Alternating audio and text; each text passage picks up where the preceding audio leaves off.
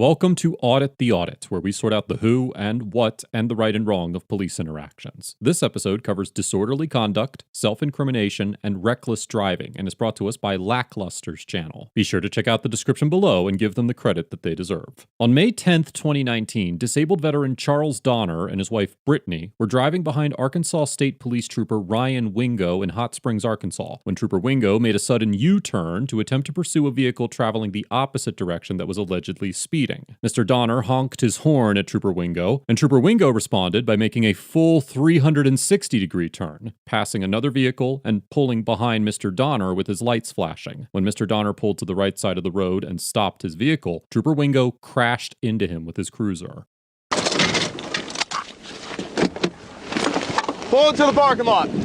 Pull into the parking lot. 60 Hot Springs. Go and send one of the normal units over here to the shoe factory. I had a car slam on the brakes in front of me.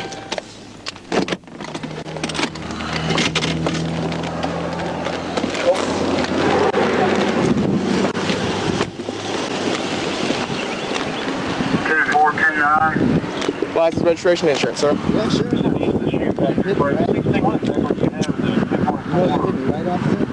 Why are you pulling me over? Because you're following me too closely and nearly ran into me. No, I did not. You slammed on your brakes. You had no brake. You had no turn signal or nothing. I had to turn around on the car without speeding. I'm doing my job out here, sir. Give me your license. You hit me. Don't worry. Don't worry. I'll see you in court, dude. Take it out and look at my car. Hey, take a seat in the car for right now. We're on a traffic stop right now. Hey, okay? You hit my car. We're on a traffic stop right now. Out here. I want to see the damage done to my vehicle. Give me a minute. We're on a traffic stop right now. Once I get done with my traffic stop, for following too closely. I was not following too close. Clearly you were. You hit me. You stopped in the middle of a roadway, sir. No, you I didn't stop. I got over and I was in the lane. You trying to speed back up. No, I was trying to speed back up. Okay, and you sir. slammed on your gas. Okay. And you hit us. Okay. So. Okay. Well, I'm sorry. I told you why I stopped you because you were following me too closely. But I wasn't. But okay. We'll see in court. Okay. Do you have an ID on you, ma'am?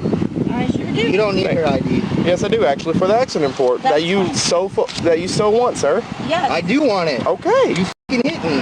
There's no damage between our vehicles, though. I don't give a f***, bro. You f***ing hit me. Get out of the car. Trooper Wingo rips open Mr. Donner's door, orders him to exit the vehicle, and places him under arrest for disorderly conduct. Arkansas's disorderly conduct law, which is found in Section 5-71-207 of the Arkansas Code, states that, quote, a person commits the offense of disorderly conduct if, with the purpose to cause public inconvenience, annoyance, or alarm, or recklessly creating a risk of public inconvenience, annoyance, or alarm, he or she engages in fighting or in violent, threatening, or tumultuous behavior, makes unreasonable or excessive noise, in a public place uses abusive or obscene language, or makes an obscene gesture in a manner likely to provoke a violent or disorderly response. Not only was Mr. Donner's conduct not likely to cause a public disturbance, as he was only speaking to Trooper Wingo, but, as we've discussed before on ATA, profanity is protected speech under the First Amendment, and citizens cannot be arrested for simply using curse words. For instance, in the 2000 case of Nichols versus Chacon, the West District of Arkansas determined that a police officer violated the First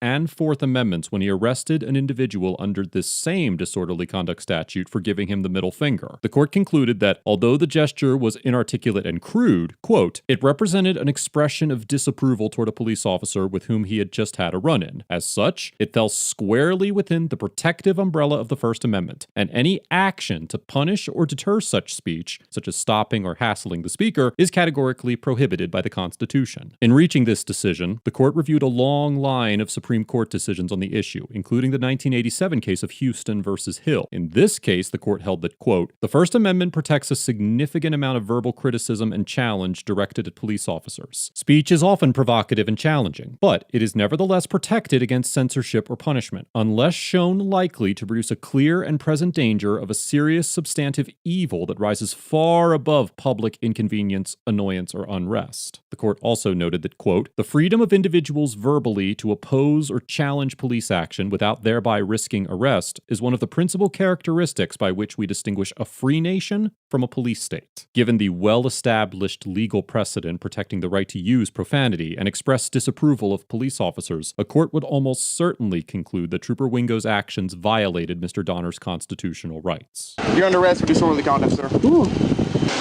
Come on. Take a seat until you can calm down. Okay.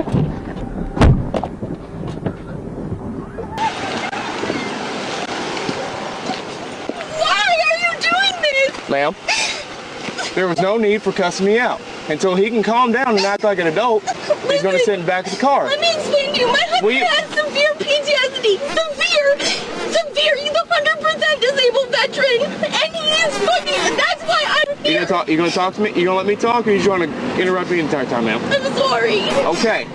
Until he can calm down and act like a human being and stop cussing me out for no reason.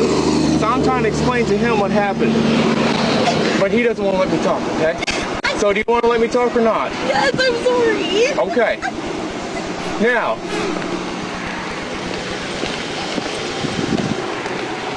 you gonna calm down or you gonna continue cussing me out? I just want your badge number and your name.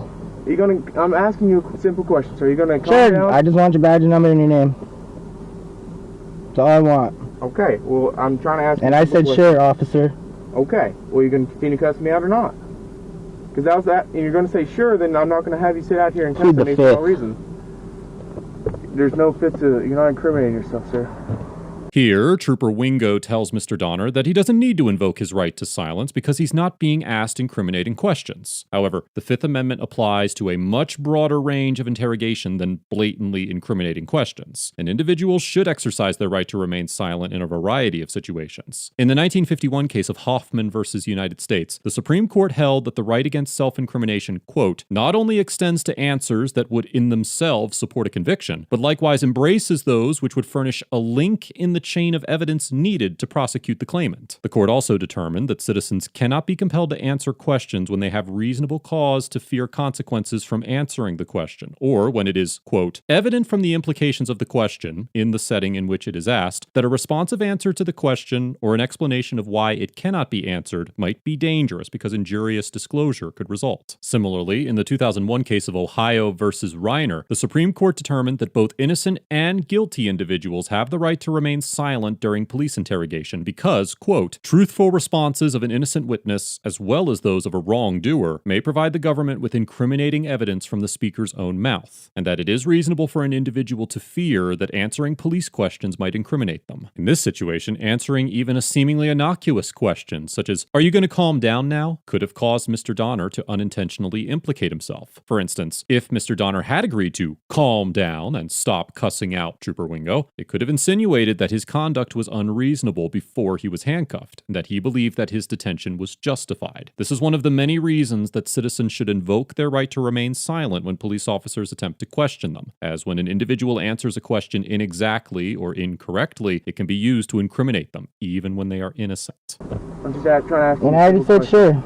I just want your gonna badge cut me out number. the I just time? want your badge number and your name. Okay. That's all I want. Okay. Because this is going to end horribly.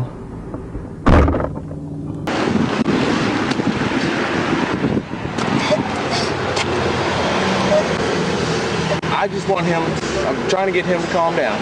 But he doesn't want to, he wants to continue to yell at me for no reason, okay? Chevy West, down the bank, go ahead. I said he has severe PTSD. I don't know if he has malicious intent. He's over here yelling and cussing me. Now I'm just trying to get his information, and he wants to start yelling, stop in the middle of the road for no reason. I understand, but he was freaking out because you hit our car. That's why he was upset, was because you hit us. The driver in the back seat, he started cussing me out, and I'm trying to have him calm down back. Okay, but everything's good to go. Yeah. He just wants to yell and cuss me for no reason, so I got him out and put the handcuffs on the back seat of the car. You're good? Yeah. Okay. I was coming this way. I saw him riding my butt. I didn't really care. Car top hill going 60. I'm on overtime. Just turned around. Right. When I went to turn around, he slammed. Were you hot? Yeah. I had to turn around. I don't slam on brakes or anything. I hit my brakes, turn around. I knew he was riding my butt. So just turned around. Yeah. Turned around and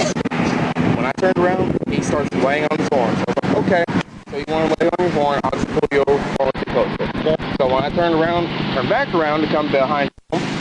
He moves straight over from the inside lane to the outside lane, moves straight over and just slams on the brakes. And I'm just trying to get behind him, and he slams on his brakes. And I didn't even have my lights on at that point, but he just stops in the middle of the road. Trooper Wingo recounts his version of events to a fellow trooper who responded to the scene, which is wildly different from what the dash and cab cams show actually occurred. First, Trooper Wingo claims that Mr. Donner was following him too closely, but the cab footage shows that Mr. Donner left plenty of distance between the two vehicles while Trooper Wingo was driving in front of him. Trooper Wingo also alleges that he had not activated his emergency lights when Mr. Donner stopped his vehicle, but the cab cam also shows that he did in fact turn on his emergency lights before the collision occurred. Finally, Trooper Wingo insists that Mr. Donner stopped in the middle of the road, when Mr. Donner had clearly pulled into the right lane to yield to the police vehicle. What the video footage also shows is that Trooper Wingo started to make a U-turn without first getting into the middle turning lane. Then, when Mr. Donner honked his horn at him, Trooper Wingo turned back around to pull over Mr. Donner and ultimately slammed into Mr. Donner's vehicle when he stopped. Although Arkansas law does allow police vehicles to disregard traffic laws in some circumstances, they are generally required to follow the same rules of the road as everyone else. For example, Section 27-51-202 of the Arkansas Code establishes that certain speed limit laws, quote, do not apply to authorized emergency vehicles responding to emergency calls when the driver of the emergency vehicle is operating the vehicle's emergency lights and is also operating an audible signal by bell, siren, or exhaust whistle if other vehicles are present. However, the statute also explicitly states that, quote, this section does not relieve the driver of an authorized emergency vehicle from the duty to drive with due regard for the safety of all persons using the street, nor shall it protect the driver of any emergency vehicle from the consequence of a reckless disregard of the safety of others. Given this evidence, a court would probably determine that Trooper Wingo's erratic driving was not only likely responsible for the accident, but it was also illegal. Look, Dave, you see these cars, you see the light, you see the marking. Our U-turns are legal when we're going out the highway. It doesn't make any difference. Okay. And what you did, slamming on your brakes. I didn't slam on my brakes. That's his word. That's not mine. My wife's word. That's fine. I didn't slam on my brakes. So. Wait, it's all be pre-recorded. For 1 minute. It don't matter. It don't have to stand. Yeah. Are you one of these type people that you're going to provoke the police? No, I'm not trying to. It sounds like it. No. Trooper Wingo eventually released Mr. Donner without charging him with disorderly conduct and issued him a citation for following too closely and parking on a highway. Because of the traumatic experience they had with Trooper Wingo, the Donners decided not to fight these charges and paid the $330 fine. The couple recently decided to retain an attorney to pursue a civil rights lawsuit against Trooper Wingo, and Ms. Donner has created a GoFundMe campaign to help cover the costs of attorney fees. You can find a link in the description below. Overall, Trooper Wingo gets an F for causing a crash by recklessly operating his patrol vehicle, intentionally misrepresenting the facts of the encounter to justify his actions, and for violating Mr. Donner's First and Fourth Amendment rights by arresting him for his speech. Not only did Trooper Wingo exercise poor discretion by choosing to pull over someone who honked at him rather than an individual who was potentially committing an actual violation, but he also needlessly violated several traffic laws and caused a low-speed crash in an effort to do so. It could certainly be argued that the trooper's actions put more citizens in danger than Mr. Donner would have if he actually had been following the trooper too closely, and it would be difficult for anyone, much less a court, to find Trooper Wingo's conduct anything but objectively unreasonable. Trooper Wingo failed to take responsibility for his actions, arrested a citizen for criticizing his conduct, and was unable to control the situation in a peaceful and professional manner. And this is yet another encounter where an officer attempted to criminalize behavior that their ego could not tolerate, rather than making a legitimate effort to de-escalate the situation. It seems clear that Mr. Donner has a civil case on his hands, and it'll be interesting to see whether he is able to raise the funds to find representation. Mr. Donner gets an A for remaining relatively calm and collected throughout the encounter, verbally invoking his right to remain silent, and for maintaining a reasonable balance between challenging the conduct of the troopers and complying with their commands. As discussed earlier, profanities are generally protected under the First Amendment, especially when directed at police officers, and nothing that Mr. Donner said constituted a violation of any legitimate statute. Considering that he was being accused of following Trooper Wingo too closely immediately after being rear-ended by the trooper, Mr. Donner was reacting to the situation in a relatively reasonable manner. Mr. Donner also made a point to verbally invoke his right to remain silent, and refused to waive that right despite Trooper Wingo's insistence that remaining silent was not necessary. I commend Mr. Donner for effectively exercising his right to silence, and for having the courage to follow up this encounter with legal action. A link to Mr. Donner's GoFundMe will be in the description below if you are interested in helping him retain an attorney. And be sure to give Lackluster your support. You can find a link to his channel in the description as well. Let us know if there is an interaction or legal topic you would like us to discuss in the comments below. Thank you for watching, and don't forget to check out my second channel for even more police interaction content.